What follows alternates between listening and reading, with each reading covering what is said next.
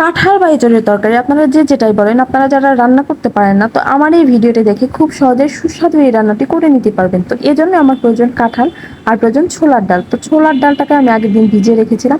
এরপর আমি কাঁঠালটাকে ভাপ দিয়ে নিয়েছিলাম, কাঁঠালটাকে কেটে হলুদ আর লবণ দিয়ে কিছুক্ষণ ভাপ দিয়ে নিয়েছিলাম। তো এখন চলুন শুরু করা যাক।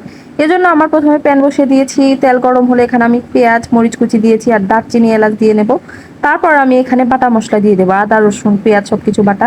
এরপর দিয়ে কিছুক্ষণ এটাকে আমি কষিয়ে নেওয়ার পর এখানে আমি হলুদের গুঁড়া মরিচের গুঁড়া ধনিয়া গুঁড়া লবণ সবকিছু পরিমাণ মতো দিয়েছি। আর এরপর আমি ছোলার ডালটাকে দিয়ে দেবো। ছোলার ডালটা একটু সিদ্ধ হতে টাইম লাগে, তাই এটাকে আমি সিদ্ধ করে নেবো আগে। আর কাঁঠাল কিন্তু সিদ্ধ হতে খুব একটা টাইম লাগে না, তাই ওটাকে আমি পরে দেবো।